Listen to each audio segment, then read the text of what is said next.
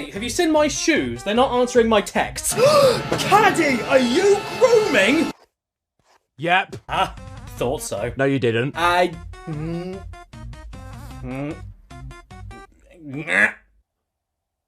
Leave. But I have like 20 Disney games for the PlayStation. Oh my god! Disney! Disney! Dig up! Disney! Oh no, don't do that.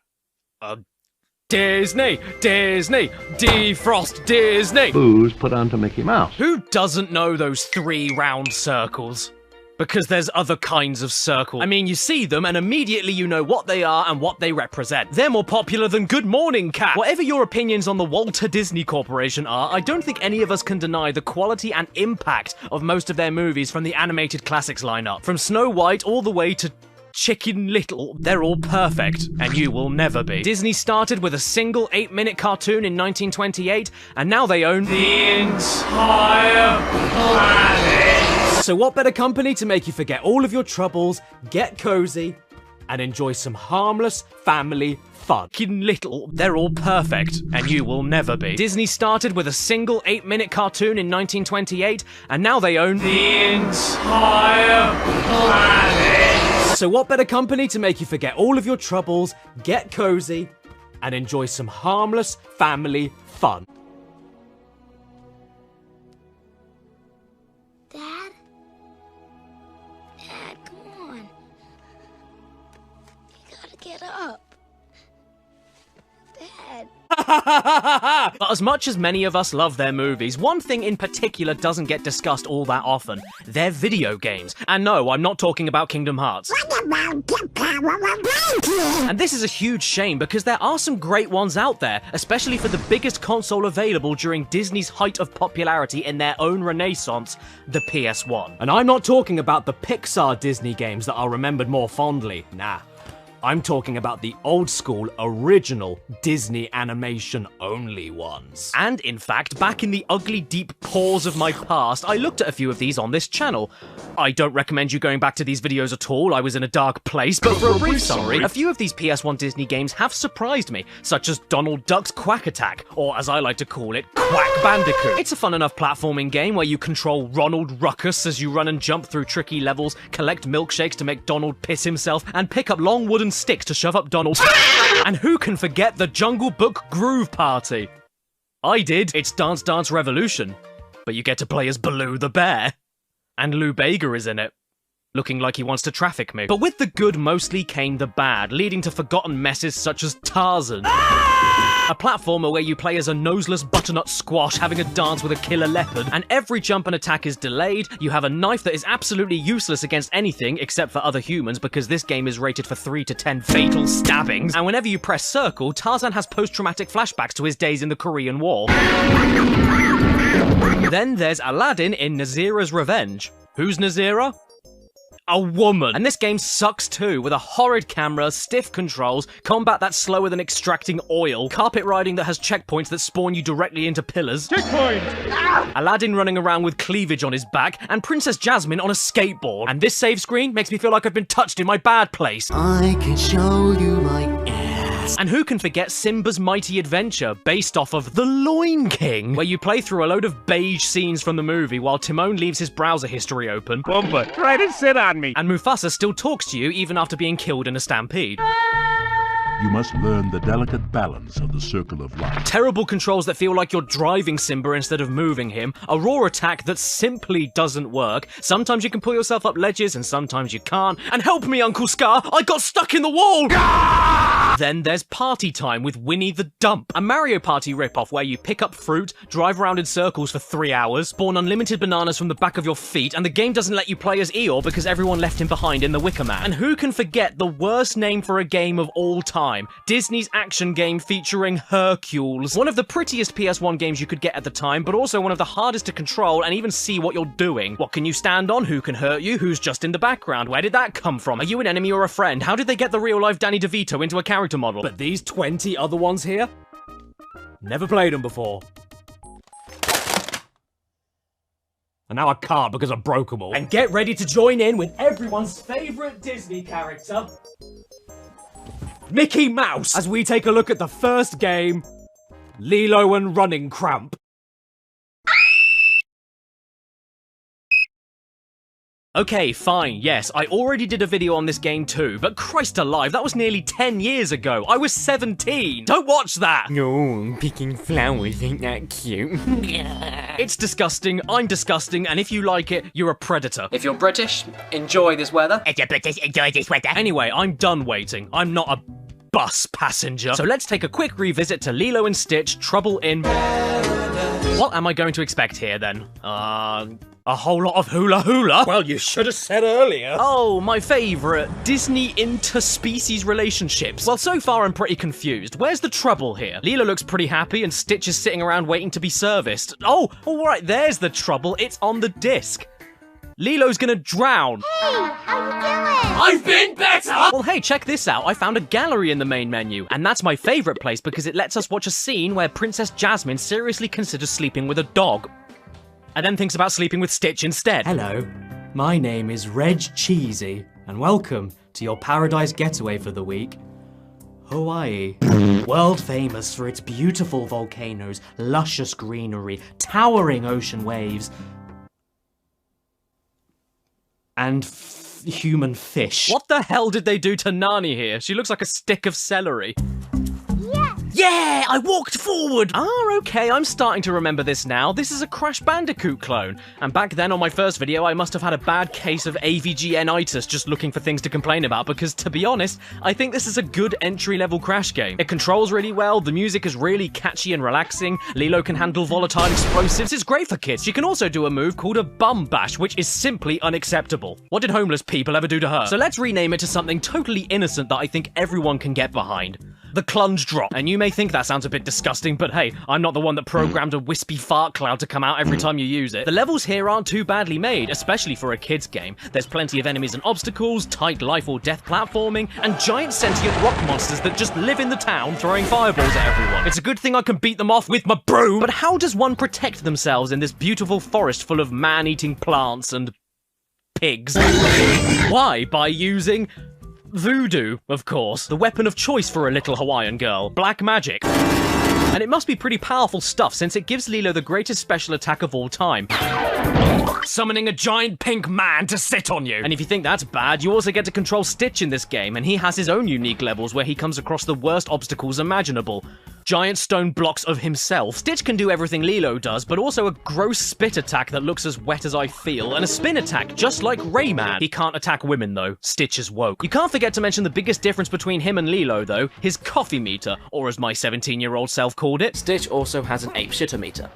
Yeah, that's what the manual says. Yeah, that's what the manual said. When he collects enough coffee, Stitch gets up on his hind legs and comes for you. But that's not all that happens. Come and get me!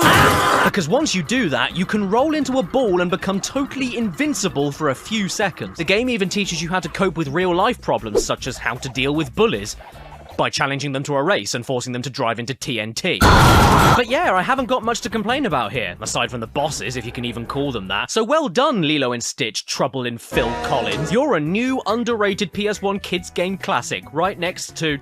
Stuart Little 2. Aha! Bonjour, small person! It's me, your favorite man who leaves his hair in your soup sandwich! And today... we are cooking... Right, with help from my new recipe book, My Disney Kitchen. My book is flat. Yes, My Disney Kitchen, which on its own sounds like a total nightmare right out of the gate. What does it mean if your kitchen is a Disney kitchen? Oh! Believe it or not, this PS1 game was exclusive to Japan and America. The UK never got it, but that's probably because the only cuisine we have are room temperature water and mushy peas. However, I do so happen to have a region-free hacked PS2, so I have no excuses. Let's check it out. Just before we start though, I need to say that the cover art is very problematic. If Stitch was so much of a feminist he couldn't even touch a woman, Mickey is the stark opposite. Minnie is the busy one, working the toaster, pouring the milk, flipping the pancakes, and mixing the batter, while Mickey just sits there like a gluttonous bigot waiting to be fed. Oh, Mickey, are you happy with your orange juice? Make me a sandwich, bitch! Okay, here we go, My Disney Kitchen. And the E in kitchen is slightly wonky, so we must be in for a crazy time. Oh look, look, there's Minnie, and what a surprise, she's going for the cheese. Honestly, I didn't know what to think about anything going on here, so I left it too long on the title screen, which led me to a demo video. And the very first thing that popped up were the words heavy cream. What an adorable house. I don't like this. Why are they looking inside my house? Is this the Purge? Oh, Jesus H, Mother of Mary, they broke in, and their voices aren't right. We'd be happy to run to the grocery store for you. And we'd be happy to drop by. Oh, trying a bit of role play, are we? Well, why don't you pretend to tell me how your day went, and I pretend to care? Why is the toaster not plugged in? Why is the kitchen table photo realistic? Why are the words My Disney Kitchen posted completely straight while the frame that they're on is at an angle? Why do I have a sensual Mickey portrait on the wall? Why is the mouse cursor so slow even with the speed button held down? Why is it even called a mouse when it doesn't look anything like Michael? Please. Just do it. Oh look, I found the fridge. And yes, I even found the world-famous heavy cream. But more disturbingly, the tomato puree was right next to it. This is starting to sound like a bad time of the month. So we can pick up any ingredients we want and put them down again. That's good, but what can I do with this pasta? What? What do you mean I can't put pasta in the teapot? This is my kitchen, and in my damn kitchen, we boil the shit out of lasagna in the kettle! Okay, fine, we'll do it properly then. Let's get the pot, put in the pasta, and an orange, chocolate syrup, and a pickle. Brilliant. Supper will be ready in no time flat. Unfortunately, though, you can't put ice cream in it, because that's going too far. There we go, it's all heated through. Time to put it on the table for Mickey and Minnie to eat. They'll be fine. Rats will eat anything. Oh no, rain.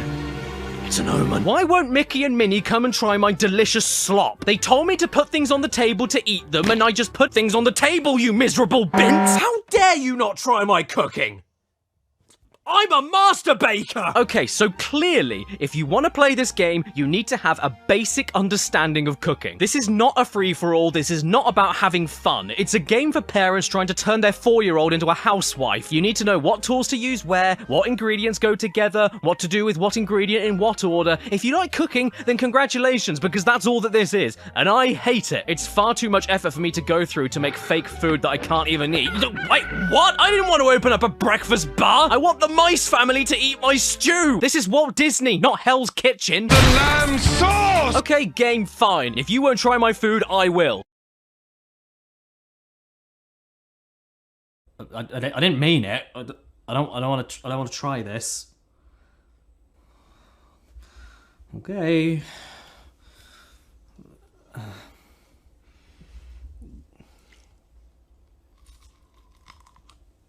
Oh, can't even get into the orange. Ah! Go get the spaghetti.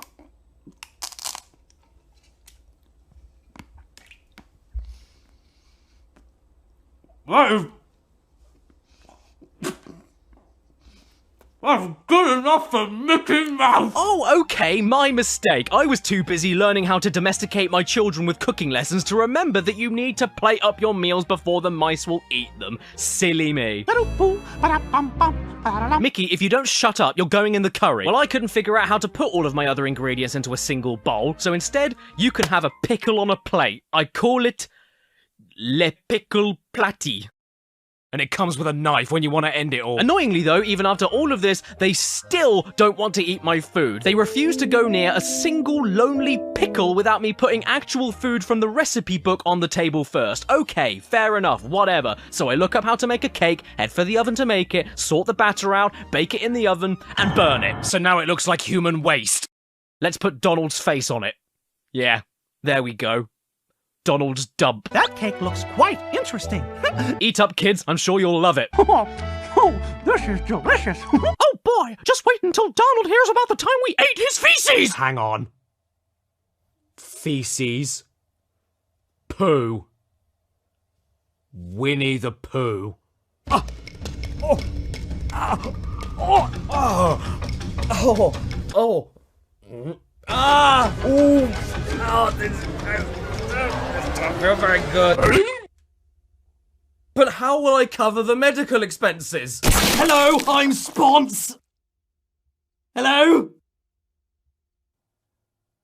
Have you ever heard of a game called Genshin Impact? It's an open-world action RPG for your PC, iPhone, Android devices, PS4, and even PS5. But you don't have one of them, do you? Step into a sprawling magical world on the continent of Teyvat, where 7 special elemental powers surge throughout, and you've got to do your best to make them bend around your whim. They have very kindly decided to sponsor my channel today, just in time for their version 2.0 update, including the new map, Imazuma Muzamuzamuzamu, along with new characters, quests, weapons, items, stories, puzzles, and much more. The main quest itself has a plethora of travelers to pick from, all with their own stories to tell within these huge regions to explore. And there's so much goodness to take in, I can't handle it, and I usually pass out.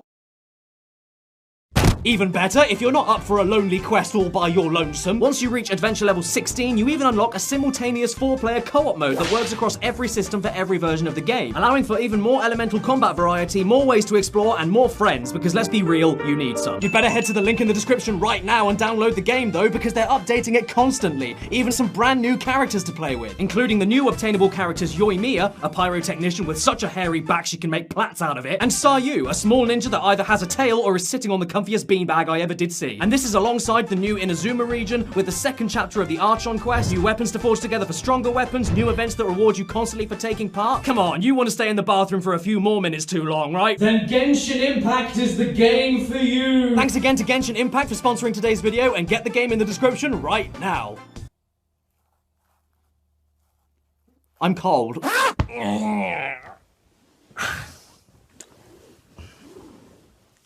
Where was I? Oh yes, Pooh! Did you know that Winnie the Pooh had a surprising amount of PlayStation titles? But I do know that there was a point-and-click Winnie the Pooh education game for really young kids on the PlayStation. So let's jump on eBay and see what we can find. I can't afford these prices. I'm not a locksmith. Why in the free-range beef is this so much money? Would you rather take your kid to a private school or pay for Winnie the Pooh as a teacher? Because it more or less costs the same. Furthermore, it's not even in my language. I'm not paying £300 for Winnie the Pooh Educativi. What other Disney PS1 games can I look at instead? Oh. Apparently one is a Disney game. But you forgot, didn't you? I've got a region-free PS2. So I can play Winnie the Pooh Kindergarten instead. Yay, let's go on an adventure with Winnie Bear and Kinder Eggs. Oh, bother. I just laid that. Well, I will say one thing about this title screen. Winnie can't wait to start going to school. You look exactly how I feel. We've got a menu here with lots of different mini-games to see. And I am not a fan at all of all this jittering. Why is the game doing this? I'm not trying to find out if my kids got epilepsy. I'm trying to make them spell yak. I need to get away from this right now. It's really hurting my eyes. So let's start off with Pooh's thoughtful spot. You might want to check that it isn't malignant. Move here to choose the sky, and over here to choose the ground. Oh, okay, understood. I'm basically God, and this is where God lives. Welcome to the Forest of Tar. Next up is Rue's number balloons, and this is where it starts getting hard. You click on the balloons to pop them, and then click on the number of balloons that you saw. Slow down! My tummy's having motions. You're the best balloon counter I know. How many do you know? Have you been having an affair? Let's check out Eeyore's Mix and Match. It's a music game. You pick 2 instruments to mix together and have a toot. Xylophone and bagpipes together at last.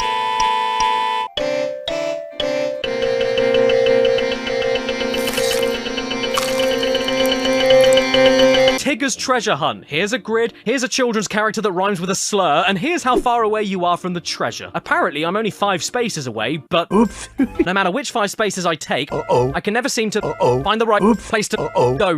This is the easy mode. How am I doing this so wrong? Am I 4? Oh, wait. Oh, hang on. Wait a second. That doesn't say 5 spaces. It says S. For south. Rabbit's shape sorting is next, and Maybe we can help Christopher Robin with his homework. I think Rabbit has had a drink. And this is the hardest one yet. You pick up the shapes and move them to the same shapes.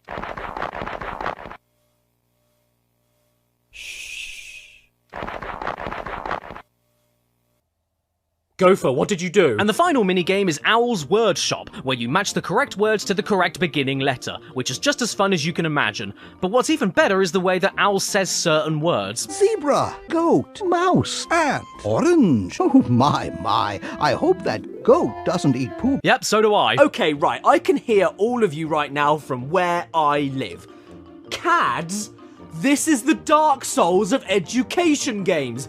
Isn't there an easier one for me? Yes, there is. Yep, if Winnie the Pooh Kindergarten was too heavy for you, then you may want to check out Winnie the Pooh Preschool. Pre, as in before school. Instead of a child eagerly learning their ABCs, we're a dumb toddler wandering around aimlessly while singing Tinky Winky did a stinky. If Kindergarten was rated EC for early childhood, then this game should be re-rated to F for fetus. That's how young we're talking here. I can't wait to play with Horse Noise the Pooh. Okay, actually, to be fair, this one is totally different from Kindergarten. For starters, it has way more cartoon cutscenes in between each minigame, and there's an actual story you're working towards, the games are different, the main menu is different. So far, I actually prefer it. If you're a crinkler, you might enjoy this. Every minigame here gets an announcement too. Tigger lives here. Kanga and Roo live here. Piglet's house, Owl's house, Rabbit's house and garden. Except for Eeyore. Because he finally did it. I shall visit Piglet. And before I get there, I'll do a long neon wee on his house. Piglet's house just puts you in a painting minigame, and I'm not joking when I say this, but the first canvas I was given was of the Fed Up Pooh meme. Even back in 1999, they knew. So let's get painting. I call this one the Sepsis Bear. I call this one the Punished Glutton. I call this one the Honey is Not Fresh, Mother. I call this one Oh Demon, where did the sky go? Do you think when Piglet grows up, he'll be called Pig? Next up, we're going to see Owl, and all we need to do is match up the pictures that are exactly the same. This picture is already where it should be. What are you talking about? They aren't the same. He's down here. Why are you wrong? You're corrupting our youth. Tigger's house is next, where we have to choose an instrument to put into a machine that plays the instrument. And that's all you do. Here's what I came up with. Off to see Rabbit next, and hopefully he's sober this time. You couldn't possibly help me. I mean, really. Well, screw you, arsehole. I'm leaving. Would you help me can these? No, you don't get to do that. You lost your chance 2 minutes ago, Rabbi. Piss off to Watership Down and get shot. So let's head off to Pooh's house next. I walk in the front door, and I end up in Kingdom Hearts 2. All we need to do is finish the stories with the correct start, middles, or endings. There once was a strawberry. Christopher Robin ate the strawberry. And then, the sun liked Christopher Robin. There once was an egg. The egg started to hatch. And out popped a killer bee. A tree was dead. It began to rain. And it turned into a loaf of bread. Yep, I'm done here. Let's check out Kanga's house instead. Roo and I were just making some alphabet soup. Perhaps our friend can help with the helping too. Please stop looking at me. See these missing letters here? We've got to find them. That's it. That's the best alphabet soup I ever saw! Are you mentally ill? Your mother's soup has an entire block of cheese, tofu, a cube of human flesh, a dropping from rabbit, and a cigar in it. So with that, let's end things off with the final area, Eeyore's birthday party. And that's all he deserves. Either way, I am done with these kinds of games for a long time. I already did an entire video about baby games, and I do not wish to live through any of that ever again. They're games for babies, what do you expect? Who wants to sit there all on their own playing boring and easy baby games when you can sit there all on your own and watch Bear in the Big Blue Waffle? As such, 102 Dalmatians on the PlayStation, because 101 children wasn't enough and they just had to push one more out. And before anything else happens, we need to address the elephant in the room. This is the most revolting thing I've ever seen in my life. Is that Cruella de Vil or Michael Jackson? Now I don't mind too much, because I really like the disc at least. It's really cute. It's almost like I cut off a slice of a cow and stuck it in the PS2. This menu though? No, I don't like this at all. All of these spots forming in the background make me feel like I'm coming down with bronchitis. Hey, Domino, what's this? I found a Skeletor action figure! Ruined! Ah! Oh my good god of grapes! I was wrong, that's not Michael Jackson, it's the Tin Man! Cruella looks absolutely horrendous. Why does she have the head shape of a can of beans? Oh, look, Dipstick. What did you just call me? It's coming on the TV right now. What is? My dipstick? What can we do, darling? I'll tell you what we can do. I'll grab Cruella and shove her in my triangular whistle hole. The voice acting in this cutscene, I mean, it's perfect. It can't be improved. Not even Barry Burton can make it better. Just listen to how the TV news reporter is cut off to carry on the story. Scotland Yard is now on the case and... I just can't believe it. I haven't seen a story told this well since the last season of Slot. My favourite bit, though, is right here when Pongo realises that Cruella is stealing puppies again, and there's an amazing dramatic zoom into his wife. It's that horrid Cruella de Vil up to her old tricks. Would you believe that 102 Dalmatians is a Spyro clone? Because it is. Look at it. You run around, jump around, collect items, bark at enemies like breathing fire. It's Spyro. Granted, it's Spyro for 5-year-olds, so it is painfully easy. I mean, just look at these enemies here. Nemesis missed leg day. You even need to find a set amount of valuable items to unlock more areas, but instead of orbs or dragon eggs, it's your siblings. All right. You're welcome, prick! This game does have a very special feature in it, though, and it's known as the Vom camera, so named because whenever you move, it makes you vom. Not only does it follow every single move you do like a cult, including flying as close behind you as possible whenever you jump or fall, but it also can't be adjusted upwards or downwards, only left and right. So I hope you enjoy Secret Diaries of an Upskirt Dog Photographer, and don't you even dare think about switching puppies. Just look at this. Who thought this was a good idea? It's giving me bile duct leakage. In fact, no.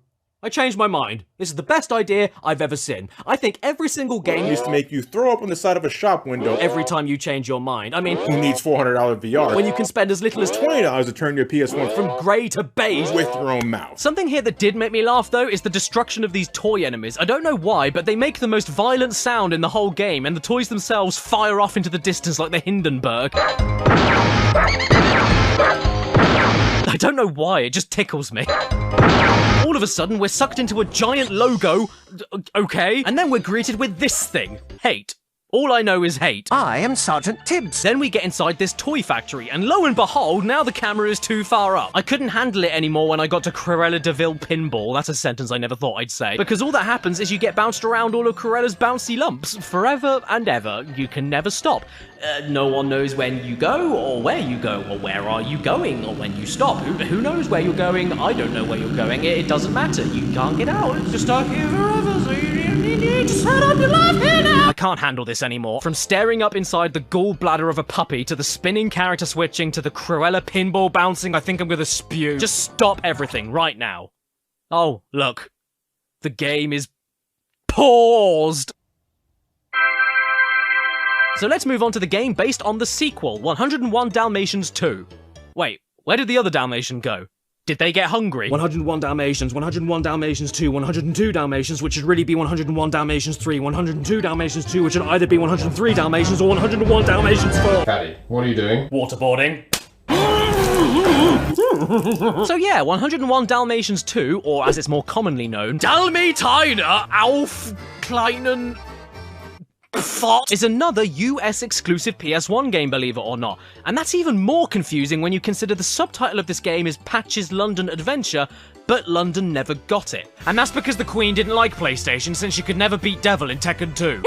I drive a car!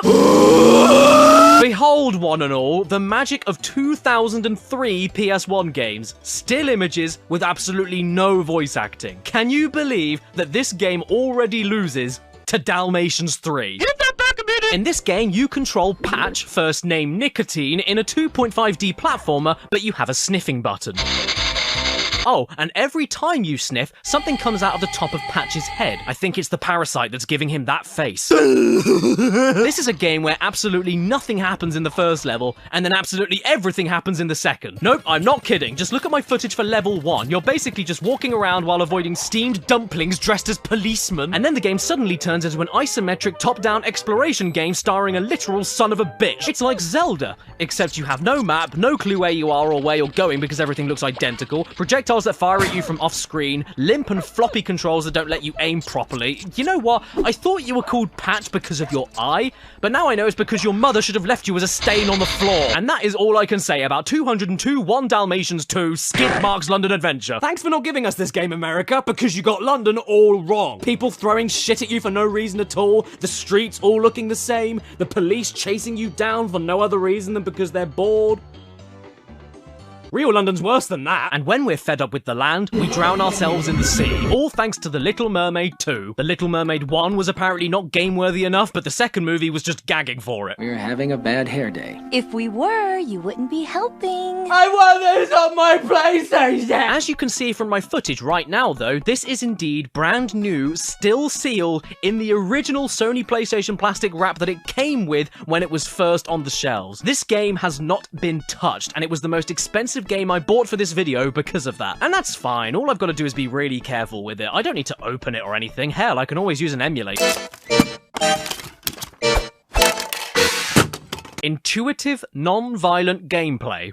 My favorite. So here we are at the first loading screen, and Sebastian just looks sad and lost. I'm not feeling too confident right now. Flounder, have you seen my aerial? Yeah, I've been washing my spandex with it. No game would be complete without the pickups. Oh, well done, game. Breaking the fourth wall. Standing ovation. Very subversive. You're just like Bubsy 3D. Aren't these game designers Wonderful! Sebastian has some of my favourite lines in the whole game, though. He's so funny. Like this one. I'm organising de royal gala for your father. Collect de coins for de fun.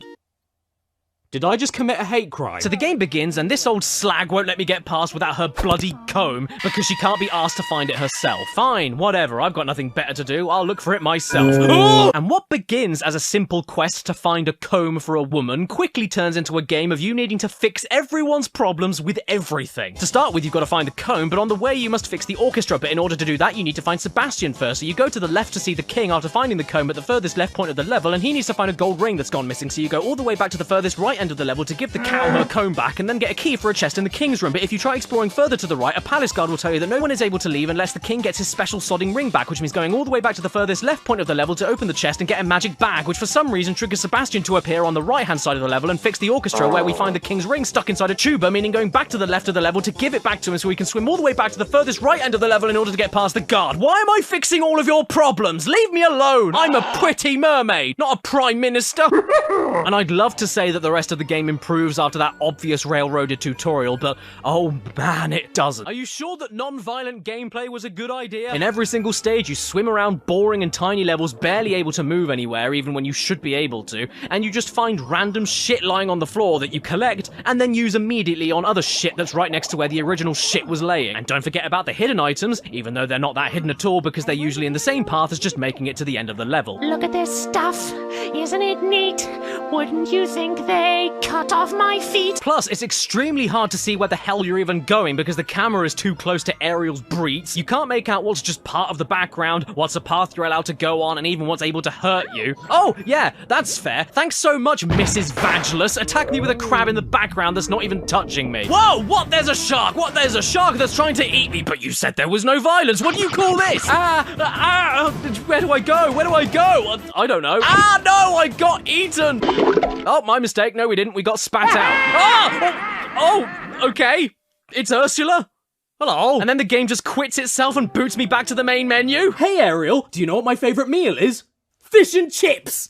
Right, so as it turns out, in this totally non-violent video game where you get swallowed by sharks, every single time you die, including just then, even though I clearly got spat out perfectly alive, you get immediately thrown through a loading screen to get back to the main menu, and then have to go through another loading screen to load the level up again from scratch without any items collected every single time. So stop collecting anything, I'm going off to the next level. And now we're in a burning shipwreck and have a short time limit to save a drowning prince. But don't worry. No violence. And then after about 15 minutes, we're in a boss fight against Ursula. 30 seconds later, we finished her off and we've saved the day. All thanks to the Little Mermaid with a big penis. So I guess that's all we get for the first movie, because now we're suddenly controlling a child. It must be Ariel's daughter, I guess. But since she is indeed a child, that means she's even slower than Ariel and can't even attack. Not only that, but she also needs air, otherwise she'll suffocate.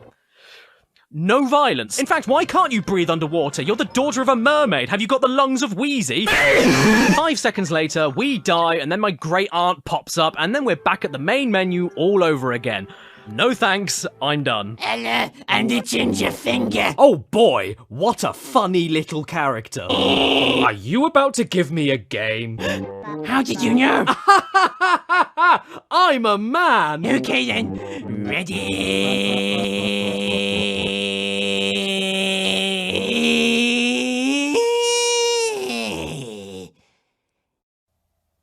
Can I have it? No, you can't. This is Walt Disney World Quest Magical Racing Tour. Possibly the worst title of a game I've ever seen, next to Golf Magazine Presents 36 Great Holes starring Fred Couples. We've had platformers, we've had side-scrolling action, we've had point and clicks, and now we've got a kart racer. So maybe this one will stick out for the right reasons. Time to pick my language, I guess.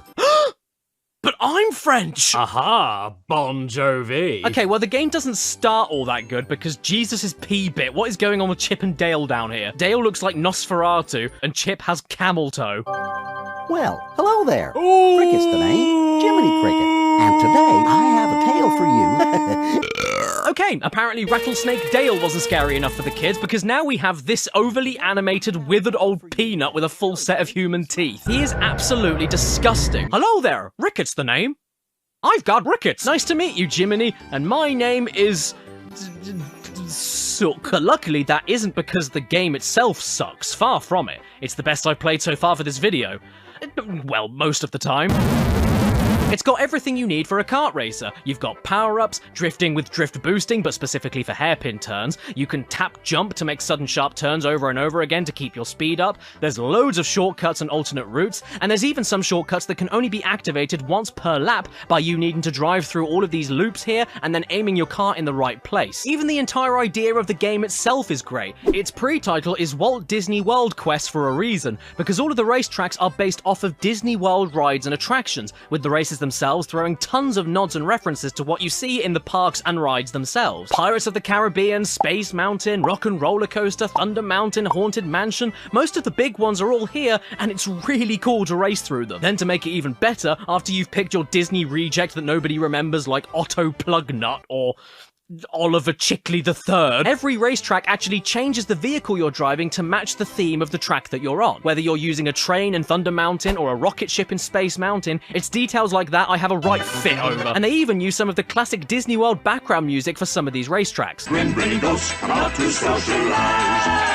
Yo ho, yo ho, a pirate's life for me. But then you run into those kinds of issues where for every good thing you find, there's unfortunately a catch. The track designs are interesting, but you'll often get clipped to the edges of walls. The shortcuts are plentiful, but sometimes you'll break the game and be told that you're going the wrong way when you're clearly following the arrows. And then there's stuff that outright confuses me. Why would they include all of these different vehicle types, but then not give zombie Grandpa Donald and all of his friends their own stats for costs and benefits to make the races more interesting and the racers stick out more? This game also came out after CTR and Diddy Kong Racing. Would it have killed them to have a drive around hub world where you actually go and explore Disney World itself? And what about the slowdown? Oh boy, when things get too heated, it moves along like a dying animatronic of Geppetto. The biggest problem with this game, though, is that it's just not that special.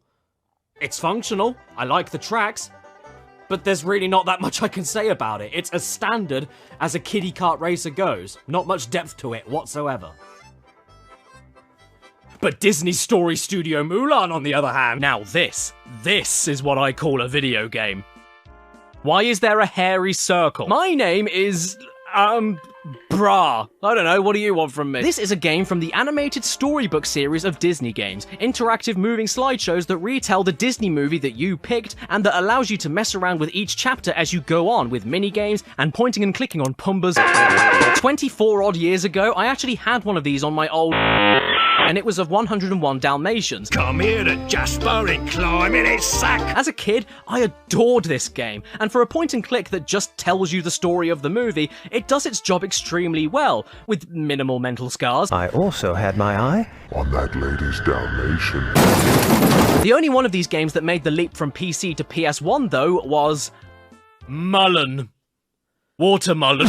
Does that mean that this was the best one, and that they needed to put it on as many platforms as possible? I have a pair of leggings. What do you think? To be fair though, this is just exactly the same as the other ones available on the PC. It's a retelling of Disney's Mulan, except you make it move along, choose your own words for the story like summoned, challenged, dared. Play a minigame every so often, and click around on absolutely everything to see what happens. You can slap a skinny man, you can make a cat wet, you can scroll through a few words at 1,000,000 miles an hour. You can dress up Mulan to make her look like a homeless woman in a towel, you can make Mushu laugh. But don't make Mushu laugh, you can start a snowball fight, and you can even send off an endless supply of pre-arranged wives off to a miserable future. Seriously, this never stops. Where are all these women coming from? Family. Family. where you kiss your mum and your dad, but we wish Granny would just die already. Mulan arrived at the army camp. She had trouble fitting in with the other soldiers. Well, I bet they didn't have any trouble fitting in her. I'm busy. I need an apple for serenity for Mulan. Okay, no sweat. A please would be nice, but I don't want you to break my nose, so I'll go and get it for you. No, it's the green apple I need. Jesus, sorry. I want you to get a pendant for balance for Mulan. Aha, gotcha. Easy peasy. No, I need the purple and yellow pendant. Jade beads, bring them to me after you've found them. Now, scat! Fine, I'm on it. No, Oh, shut up, you smelly old bat! You know I'd be able to do all of this if you told me what you actually wanted first. Don't blame me for guessing, and stop staring at me like a bulldog chewing on a wasp! I need to take a bath and get dressed. So why don't you? Do you need help? The matchmaker awaits you. Yes, dressmaker. I cannot wait to get dressed before taking a bath in my new dress. I hope I make a beautiful bride. Well, you better quickly give birth to one then. The most important thing to me, though, is that they even included the best Disney song of all time. Be a minge! I mean, do you want an animated and interactive storybook of Disney's Mulan? Then play the animated interactive storybook of Disney's Mulan. It does what it says on the tin, so leave me alone. I think I know how to do this now. Yes, so do I. Have a brush. Oh, there's someone at the door, Gromit. I wonder who that could be. Hello. Oh my god, it's Chris Chan. I'm Goku. Wow, the real one from Disney? It's only a matter of time. What are you doing here, you old bastard? Kamehameha.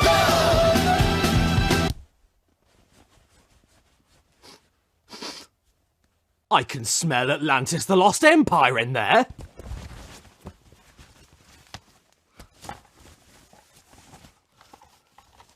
Oh! The movie Atlantis looks really good and has good characters. Yep. What a perfect film to base a video game on. So how do you turn the most forgettable, un-video gamey movie of all time into a video game? Let's find out right now by going to the special features. I'm going. The game starts up and we're forced into an extremely basic tutorial. And when I say basic... Whoa! Very good. I really mean basic. We're playing Simon Says with an old man. Hey, can you jump like me? Hey there, young man. Do you remember how to look? This is how you look. And unfortunately, the main game doesn't get any less basic. This here is an explorative adventure game with collectathon elements and swapping characters around to do certain tasks because stronger characters like Vinny and Milo can push objects. Women can't push things. You know what this reminds me of? Resident Evil mixed with Donkey Kong 64. It feels like Resident Evil with all the item collecting, examining, manually combining things together in the inventory, and then manually using them on the right objects in the environment directly from your inventory without it happening automatically. That's stuff I can appreciate. But it feels like Donkey Kong 64 with the sheer amount of backtracking and character swapping in order to get back to one particular obstacle that one character can clear, carrying on a little bit, finding another obstacle that another character has to interact with, so backtracking to another character swap station, passing that original obstruction, then getting blocked again later on in the level, going back to a character swap station and repeating it until your knob falls off. And all of this is annoying enough, but it starts to affect just basic moving along too, because some of the characters that should be able to do some things can't do them in specific situations when they can every other time. So the game has been designed to make me second guess absolutely everything I do. Have I got the wrong character for this situation? Is it even possible to do this with any character? Or is the game just a whiff? Some wooden crates can be blown up, but some can't. Some grabbing platforming can be done with one character, but some can't. Sometimes you have chronic heart pain, but sometimes you don't. Sometimes you don't. Sometimes you don't. Sometimes you don't! Not only that, but some character-specific items need to be interacted with by standing in a very specific area of the item that you're trying to interact with. And not only would you need to figure out that location to begin with by just pressing action all over the place until you get a message, but then you need to make sure you've got the right character equipped to interact with it, meaning more backtracking to a character switching station and then heading back again. And that's even if the characters are available, because most of the time, they can't be accessed from that particular station, and you've got to go even further back to find the right station to switch out. Other than that though, there's not much to say, just like the movie. It looks fine, it's not absolutely terrible, but it won't make me keep my hands below the blanket. Ugh, come on! Can't we get a good game for a change? Is that too much to ask? How about this one? Oh. Why? Because The Emperor's New Groove is the funniest Disney movie, so the game might be just as good. Oh, yeah, alright. Gee, thanks, honey. You know what? My girlfriend and me couldn't be any more on the same wavelength, I swear.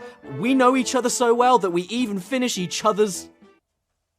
What? Now, like I said, I've never played this game before until now, but as far as Disney PS1 games go, whenever you bring them up in casual conversation, don't worry, we've all been there. I have heard that this one is apparently one of the better ones, which I wouldn't be able to tell from the menu screen because what is that? And why is there a faceless Weidman? Oh, actually, I can see his face. He left it on the roof, and perhaps that face should have stayed there because, oh lord, his face came back and I am not happy with any of it. What is with these mouth animations? It looks like he's chewing on Gandhi's sandal. But let's get down to brass tacks. Ow. Is this game as good as everyone remembers it being?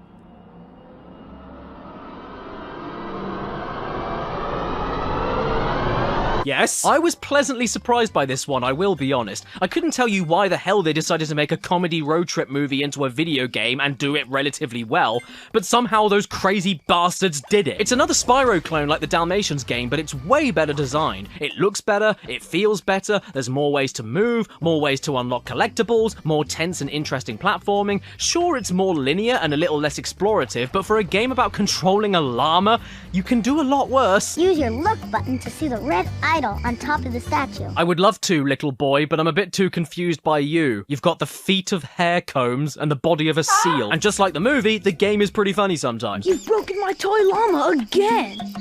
Oh no, bad llama, bad. Just don't charge around by the tree, okay?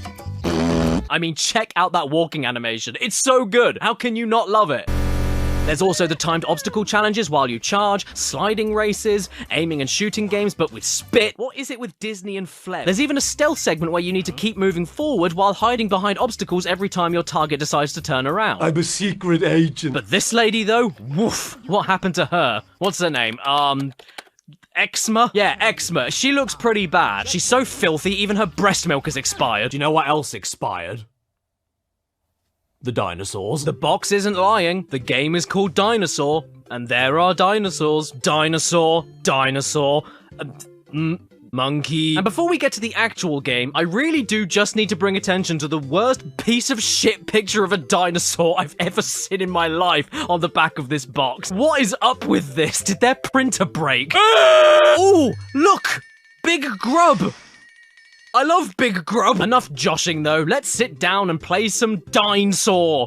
Or we could open up the encyclopedia instead. Yes, I've always wanted to play a game to study. And would you look at that? How interesting is this? It's so interesting, in fact, that the game couldn't handle itself and broke. The information text randomly disappeared entirely, and now I can't quit this mode and go back to the main menu. All I can do now is scroll through a load of depressing, lonely dinosaurs with no friends, and I'm not surprised. Who'd want to be friends with that? Eventually, though, the game completely stopped reading my inputs altogether, and now I'm stuck staring at lemurs having a shit in the woods.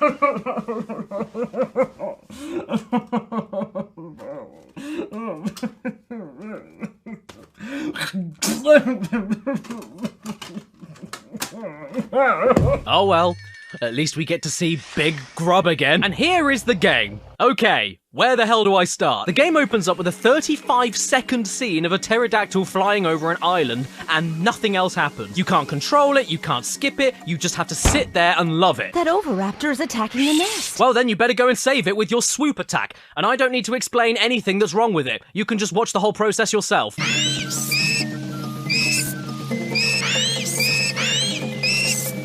We save the egg and put it down safely on another part of the island. Great! At which point it immediately hatches, and this is where it begins to never shut up. At which point you're suddenly controlling a monkey, and he likes to make this noise every single time he attacks. But you can't do that for too long because after a few seconds you get another. So off we go to find some fruit hanging in specific trees. And while I'm doing this, no less than 3 times in a row, the game decides to throw the crying little mistake at me. Which is very annoying, don't get me wrong, but at least it isn't as bad as... Look at how slow we're moving here, and we can't go any faster. In a game about looking around a giant island for things. Isn't this fun? Oh look, an enemy, time to attack it. Great, so I've been doing it all throughout the game so far, and when I finally need to actually use it, it doesn't work. Oh dear. And that's great because what I was looking for isn't even here, so I better move off back to the left. Oh, damn! Oh, damn! Another fossil! Attack! Attack! Die! What? No! I better start again then. I'll have a look. This is the same 35-second intro with no way to skip it, isn't it? Yes, it is. Okay, no, I'm done with this defecation.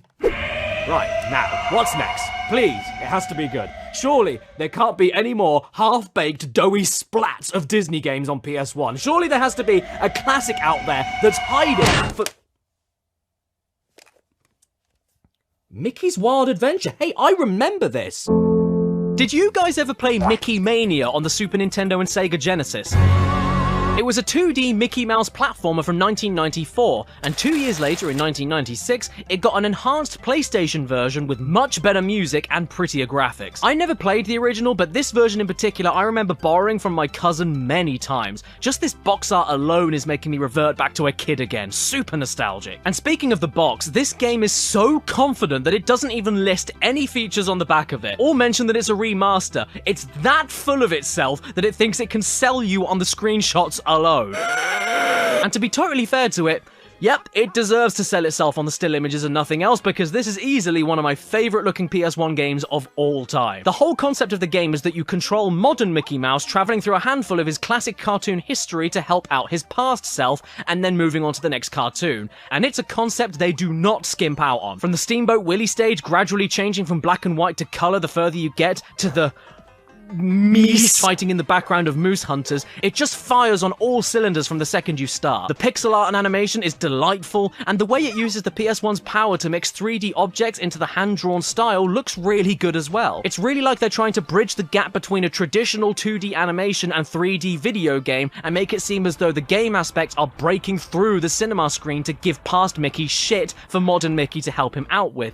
and it never feels gimmicky. This is PS1 2.5D done perfectly. The game is really simple to play too. All you do is run, jump, duck, and collect marbles to throw. If you have any marbles that Mickey didn't lose himself after being married to this whore! So compensating for the easy controls, I suppose, they decided to make the game brutal. I mean, God, you start noticing things even on the first stage, Steamboat Willie. And it's nothing to be ashamed of. The platforms are often never quite low enough for you to make jumps. You can't throw marbles one after each other that quickly, and even if you do manage to fire off two pretty quickly, the second hit usually doesn't count against an enemy, and things will attack you from off-screen all the time. However, all in all, it's pretty easy.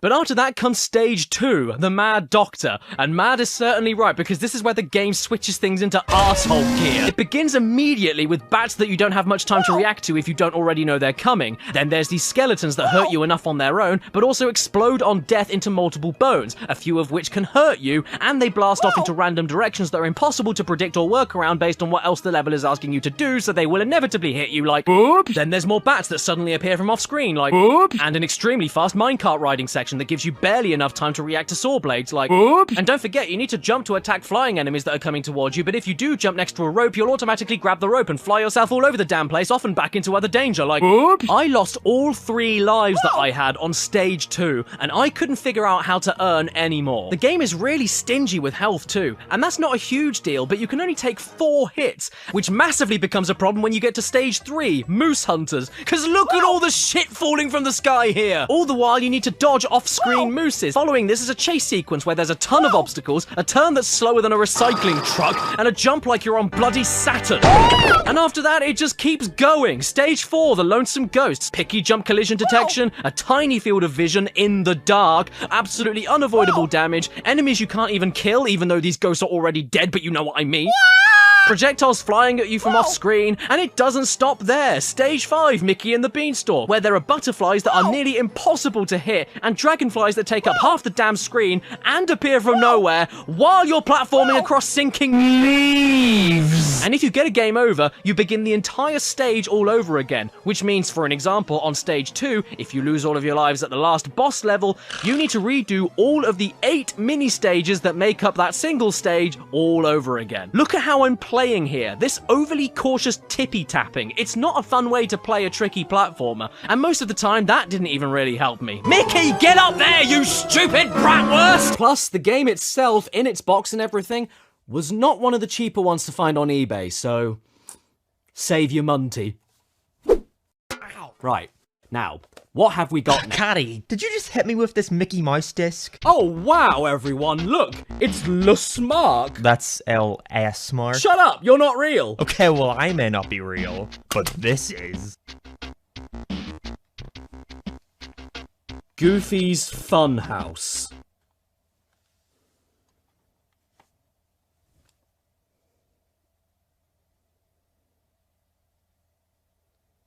More like Goofy's house! First off, I really appreciate them clarifying that this is Disney's Goofy we're talking about, and not a Serbian film's Goofy. This here's my very own home entertainment room. You know, where I watch all my favorite home movies. What kind of home movies do you film? And here is the game. Check out this frame rate. Oh boy, isn't this good. Oh, don't worry about that. I just like to skin live bears. So yes, welcome everybody to Goofy's Funhouse, where everything you touch, you make noises from hell happen. Essentially, this is a 3D point-and-click adventure game where you find items, put them in other items, your mouse cursor is this gangly moron, you move Goofy around this slow even when he's running, and half the stuff you click on nearly kills him. I sure do have a lot of books. It's just a shame I can't read.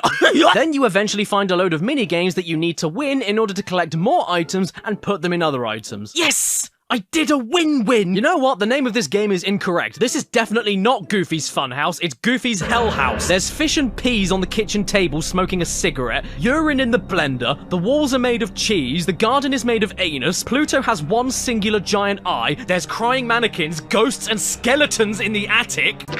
You're kinda And Goofy himself climbs the stairs like a molester before entering a single door at the top of the stairs that then opens up to a room with an impossible door that suddenly appears with demon magic, which if it was there before should lead him out of thin air, but instead ends up in a bedroom. This is the scariest game I've ever played and I wanted to stop. Brr. How does it go? Brr. Brr. Brr. Brr. Huh?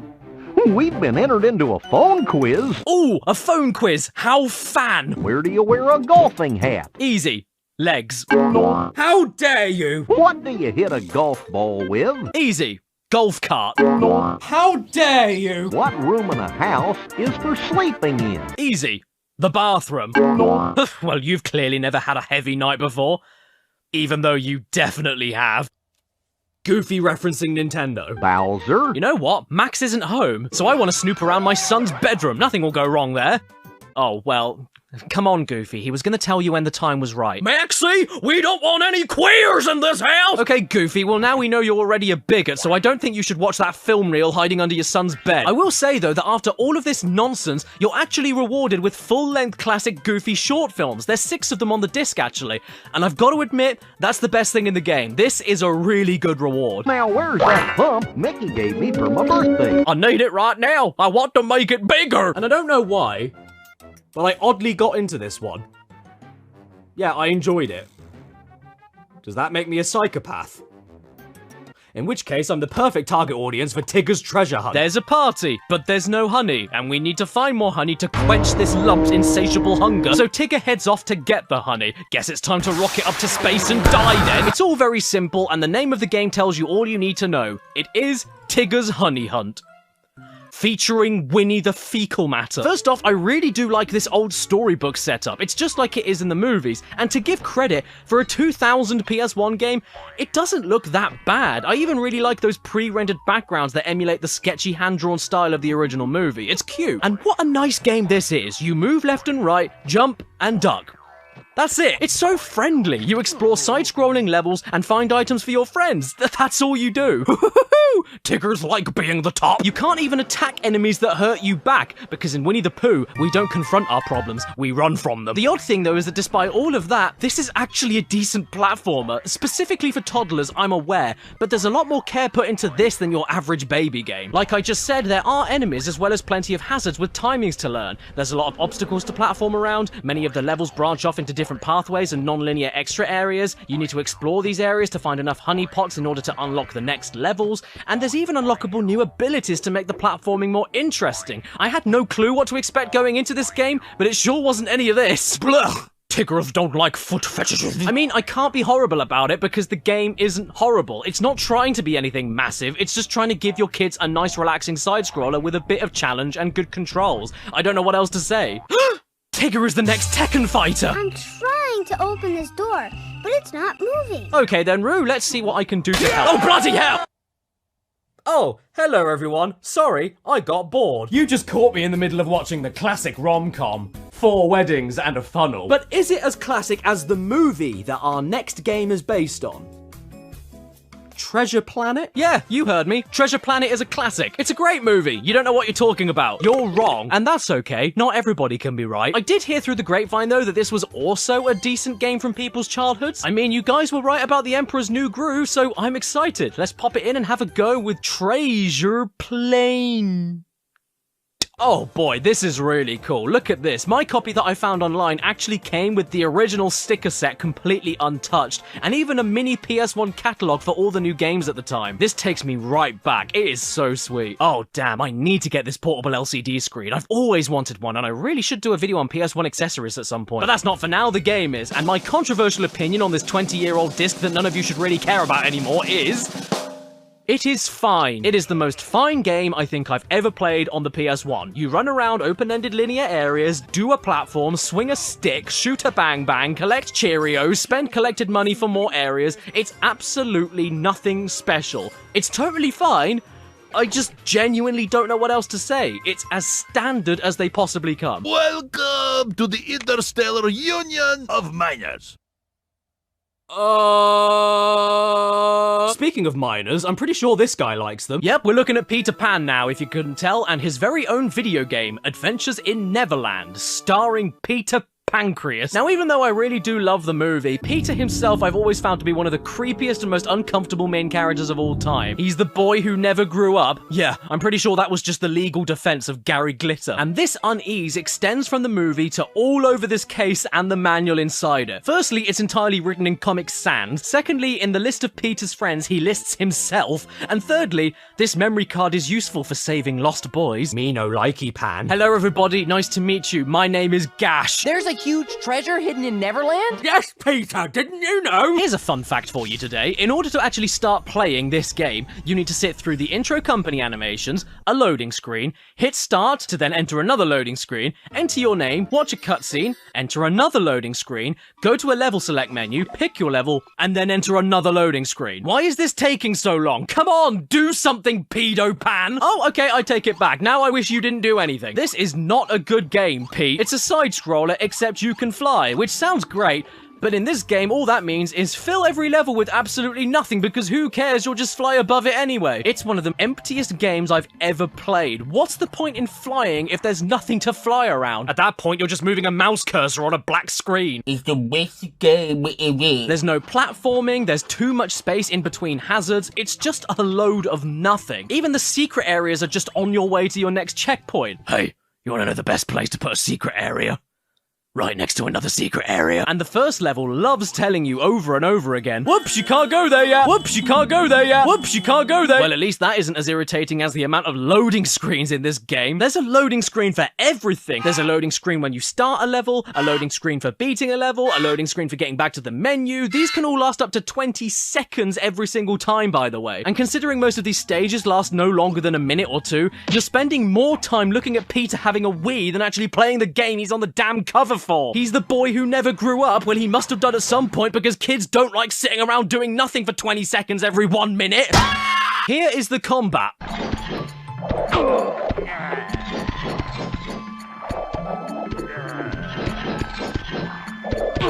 There was the combat. Sometimes you also control Tinkerbell, and do you know what you do there? Look up her skirt. No, you fly around in a side-scroller again, except now you only press one button to control her altitude, while once again, nothing else happens. Wait a second, what's this here? Oh. Are we going to the Indian shop to buy Indians? What is this, 1840? This game has made me so upset that I could listen to James Blunt.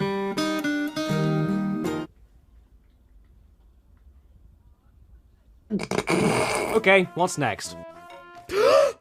Who is... Yes, it is me. I bloody knew it. Bloody Walter. Yes, and I want you to make awful sequels to my classic films for 50 years after I die. But you're already dead. Oops. Well, then you'd better get on with it then.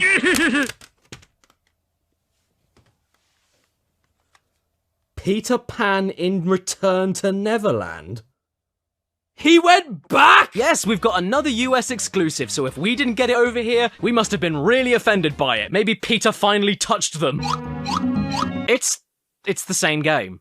Are you shitting me? It's the same game. No, it's literally the same exact game. Yes, it's the same game as the one I just played, but from another country. It's the same game, but with a burger and a cowboy hat! I just wasted my money. I paid import tax on this! For a game called Return to Neverland, when in the country the game came from, he never bloody went there in the first place! Oh, check it out, it's a boss fight! You think you can beat me? Yes, I think I can. I need to wash the taste of that out of my mouth, so how about we close things off with Disney's Magical Tetris Challenge? This is basically if Capcom made a Tetris battling game but with Disney characters. What you see here is what you get. And you know what?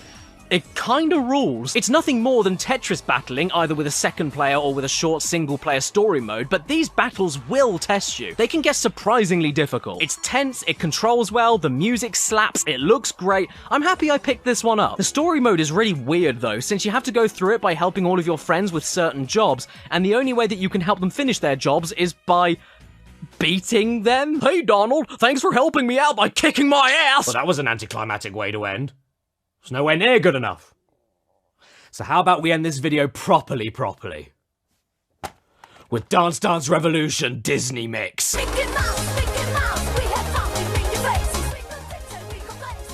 I regret every decision I've ever made in my life. Once again, we've got another game that explains itself better than I ever could. It's DDR, but with Disney songs. Have you played DDR? Have you heard Disney songs? Then you've already played DDR Disney Mix. It's DDR, Disney, right? The only thing I guess I need to make clear is that Dance Dance Revolution used to be called Dancing Stage in the UK all those years ago, but that is about the most complicated thing I will be saying about this game today. It's made by Konami, it looks like DDR, and that is because it's DDR. Hello Caddy, it's me Baby Yoda from Disney's Star Wars The Mandalorian registered trademark, now available on Disney+.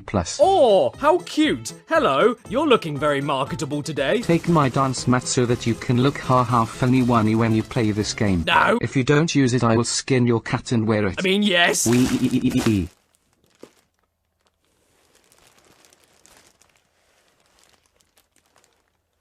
This smells like grandma. If you think you're interested in this, then all you need to do is ask yourself, have you ever wanted to play techno dance remixes of Supercalifragilisticexpialidocious, Zippity Doodah Zippity Day, or Chim Chiminy Chim Chiminy Chim Chim Chiree, but with your feet? If so, then this will be your favourite game of all time. And if you want, you can even play it on the Thrustmaster. What's that? You're not interested in any of these songs? Well, how about It's a Small World? Ducking Hardcore Mix! I ended up playing this game so much that I actually got AAA rankings on most of the songs too. And yes, I'm gonna gloat about that. I really enjoyed this game. It goes way harder than I ever could have expected, and I love it. Well done for closing things off on a good note, Dancing Stage Disney Mix. Or, as it's known in Japan, Disney's Rave! In conclusion, Disney have some good PS1 games, and Disney have some bad PS1 games.